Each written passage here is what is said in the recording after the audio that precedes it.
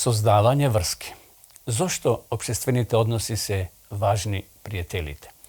Кому му требаат? Дали некојаш сте се почувствувале потреба да имате пријател? Личност која не само што ги споделува вашите радости, туку и во се она што го правите ве слуша и ви помага кога сте во неволја. Пријател е личност која се грижи за вас. Се обраќаме до нашите пријатели за совет кога сме, например, збунети, за храброст во услови на криза и за сочувство кога сме доживееле неуспех. Пријателството дава можности, почитување да ги задоволиме потребите на другите и да ја избркаме таа небулозна егоцентричност што не заслепува за можности да направиме разлика во животите на другите. Позитивните врски имаат едно силно влијание врз здравјето, среќата и долговечноста. Направено за поврзување пријателството. Кога Бог го создал човекот, рекол не е добро човекот да биде сам, ќе му направам помошник соодветен нему. Истражувањата покажуваат дека љубовта и позитивните врски влијаат на здравјето и благосостојбата. Луѓето кои се во среќен брак живеат подолго, пијат помалку и посетуваат лекари помалку од оние кои се сами или несекни во брак. Овие срекни парови имаат помали стапки на рак, висок крвен притисок, срцеви заболувања или некоја друга тешка болест. Тие исто така имаат тенденција да имаат подобро варење и побрзо зараснување на раните. Кога паровите работат како тим, тие се поспособни да ги неутрализираат ефектите од штетниот стрес, кој го оштетува имунолошкиот систем и ја намалува силата и енергијата и да го скрати животот. Ова делумно се должи на ослободувањето на тие позитивни елементи, тој сврзувачки хормон кој се ослободува кога мајката ги дои своите бебиња. Се ослободува и кога го доживуваме неговачкото влијање на социјалната поврзаност со другите луѓе. Сам, но не изолиран во тие моменти. Исцелителните придобивки од позитивните социјални врски се достапни и за оние кои се вдовици или сами мажи, разведени, сами или живеат сами, од која било причина. Бог знаел дека во овој свет кој се распаѓа, многумина ќе се соочат со распаднати бракови, болести и неволји. Бог знаел дека во овој скршен свет не секој може да очекува благослов од долг среќен брак. Бог ќе ги настани осамените во семејствата, на затворениците ќе им даде среќна слобода, самбунтовниците останаа во безводна пустиња. Бог знаел дека во овој свет кој се распаѓа, многумина ќе се соочат со распаднати бракови, болести или неволи, вели Давид. Го издига бедниот од неволја и ги умножува семејствата како стадо. Бог создал план, почитувани за сите да искусат што значи да се има врска за лекување. Социјалните институции, како што се поширокото семејство, црквата или заедницата се исто толку важни за менталното и физичкото здравје како исхраната и вежбањето.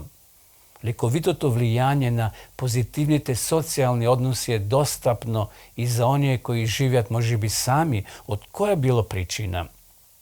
Ефекти од социјалниот аспект на животот се следниве: подолг, посреќен живот, помалку ментални и емоционални проблеми, помалку депресија, подобро здравје. Резултатите од истражувањето покажуваат дека луѓето со позитивни социјални односи имаат дури 50% поголеми шанси за преживување во споредба со оние кои имаат слаби или недоволни социјални односи. Оние со слаби или негативни социјални односи имаат стапка на смртност еднаква на она на лице кое пуши 15 цигари дневно. Здравствените придобивки од социјалната поврзаност се споредуваат со откажување од пушење, па дури и ги надминуваат другите фактори кои го скратуваат животот, како што се, например, дебелината и физичката неактивност. Драги гледачи, во историскиот извештај насловен "Изграден за поврзување", истражувачите заклучиле дека високите стапки на депресија, анксиозност i drugi сериозни ментални, емоционални и проблеми во однесувањето кај децата во Америка во голем дел се должат на недостаток на поврзаност и пријателство.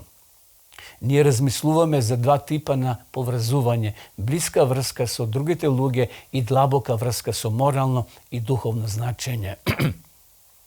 Како до здраво пријателство? Како може тоа да го постигнеме? Како да изградиме односи? Прво, бидете присутни, не избегнувајте заедничко излегување или ручеци. Колку повеќе луѓето се дружат, толку повеќе ќе ве запознаат. Затоа не избегнувајте заеднички излегувања или ручеци. Појавете се за да започнете нови пријателства. Број 2. Покажете интерес. Создадете позитивна средина со слушање и интересирање за другите. Направете луѓето во вашата компанија да се чувствуваат посебно. Одвојте време да го негувате секое ниво на пријателство, внимателно и полека. Број 3. Бидите она што сте. Немој да глумите. Не создавајте виртуален идентитет. Бидите автентични, отворени и искрени за себе и за вашите аспирации. Тоа позитивно ќе влие на вашето општество. Една од лошите страни на интернет страниците се за социјално поврзување тоа што учесниците имаат тенденција да градат виртуален идентитет на кој му недостасуваат, например, чувства, немаат вербални комуникации и немате средба лице во лице. Бидете отворени, искрени и јасни за тоа кои сте и кои се вашите намери. Тоа подобро ќе ве поврзи со вашите пријатели. Бидете искрени. Недостатоци, мани и пријатели, тоа ќе исчезне. Бидете реални. Ниту еден пријател не може да ги исполни сите ваши потреби. Бидете свесни дека секој од вашите пријатели има предности, но и слабости. Одржувајте го вашиот социјален круг доволно широк за да прифатите пријатели со различни силни и слаби страни. Прифати ги другите. Влегувањето во пријателство значи прифаќање на личност со низа проблеми и недостатоци и посветеност да растеме заедно. Здравите односи вклучуваат и давање и примање, простување, како и потекнување на раст. Вложете се себе си.